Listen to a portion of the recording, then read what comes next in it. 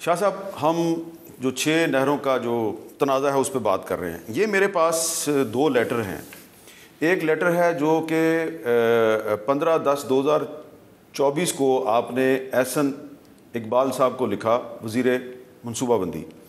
اس کے بعد آپ نے 17/11/2024 کو deputy prime minister Ishaq Dar صاحب کو خط لکھا، اور ان دونوں خطوط میں آپ یہی مسئلہ جو ہے میں ایک نظر دیکھ لوں اگر اجازت دیں تو مجھے یاد آ جائے گا. مجھے یاد تو ہے آ رہے ہیں.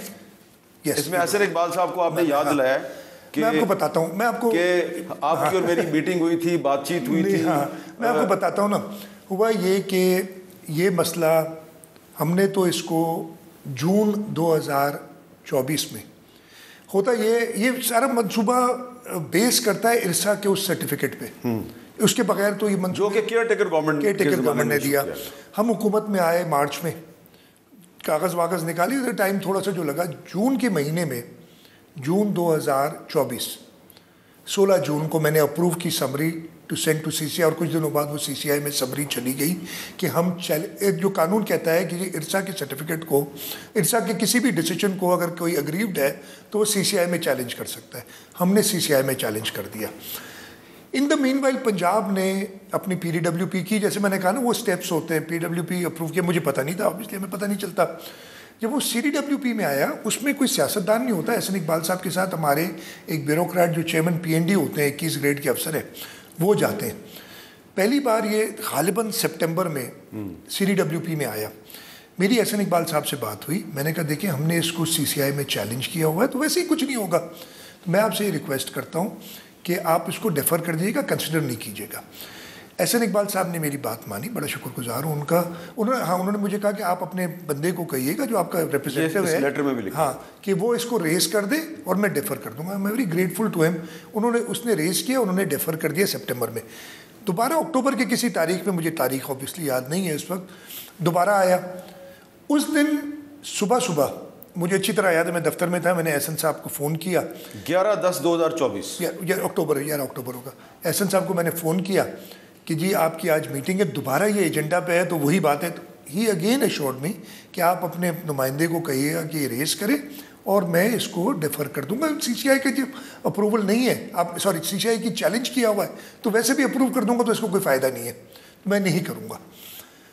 میں نے اپنے نمائندوں کو کہہ دیا کہ آپ نے اس کو اب بتانا ہے یہ ساری چیز اور اپوز کرنا ہے اس چیز کو. اس میرٹس پہ تم جا ہی نہیں رہے نا. جو میرٹس پہ میں نے بات بتائی کہ جی فیزیبلٹی غلط ہے، جو اور بہت ساری چیزیں اس میں جو ان کے پلاننگ کمیشن نے خود پوائنٹ آؤٹ کیا، ہم نے نہیں کی. خیر وہ میٹنگ ہونی تھی صبح 10 بجے، جہاں تک مجھے یاد ہے. ابھی میٹنگ شروع ہوتی ہے شام کو 6 یا 7 بجے. میں سارا دن وہ اپنے چیئرمین پی این ڈی کہ سر ابھی میٹنگ، انہوں نے احسن صاحب کہیں بزی ہو گئے، انہیں ڈیفر کر دیا. وہ آن لائن تھا کراچی سے، تو انہوں نے کہا ہم بتائیں گے پھر میٹنگ ہوگی.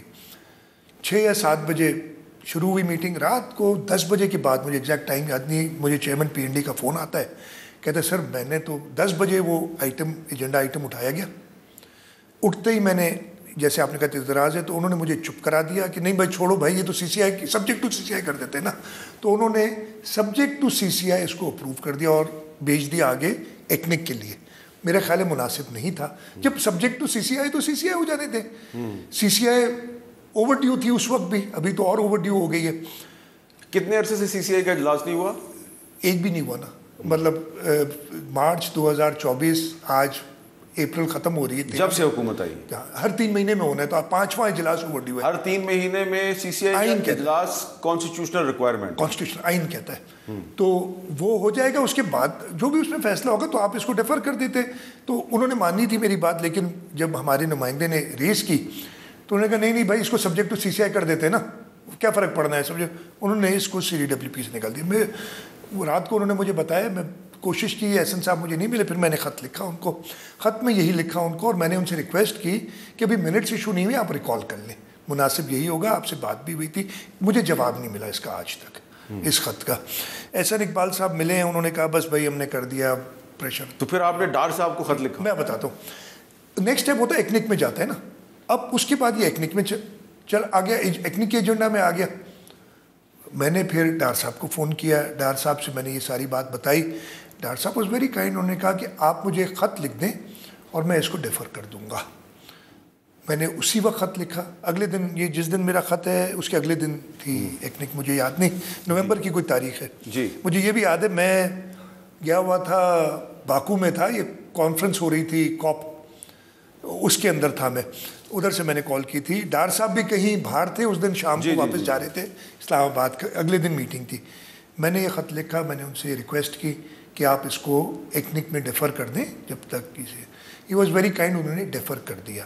نومبر سے لے کے آج اپریل ختم ہو رہا ہے, ایکنک کی 4-5 میٹنگز کم از کم ہو چکی ہے اس کے بعد, لیکن انہوں نے واپس ایجنڈا میں نہیں لائے. کائنڈ آف میں خوش, اسی لیے میں شکریہ آپ اس کو اپریشیٹ کرتے ہیں. میں اپریشیٹ کرتا ہوں, لیکن اس کے ساتھ ساتھ میں یہ کہتا ہوں کہ یہ کیوں آپ نے ایک سینسٹیو ایشو کو, دیکھیں ایک اچھے اسٹیٹسمین کی, ایک اچھے سیاستدان کی, میرا خیال ہے, میں کسی پہ وہ نہیں کر رہا, کہ اگر کوئی مسئلہ آتا ہے you don't push it under the رگ, یار چلو آگے, آپ ریزالو کرتے ہیں. آپ کو لوگوں نے ٹرسٹ کیا ہے, لوگوں نے آپ کو الیکٹ کیا ہے کہ اس ملک کے مسئلے حل کریں. آپ صرف یہ کریں یار آج نکالو, آج رات, آج گزر جانے دو, کل دیکھیں گے, ایسے نہیں ہوتا ہے.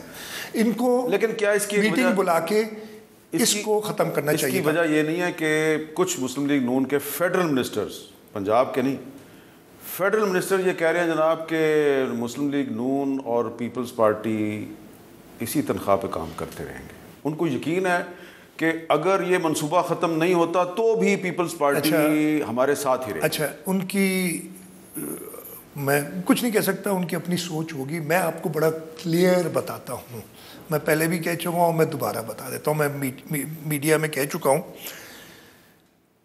1 منٹ نہیں لگے گا ہمیں.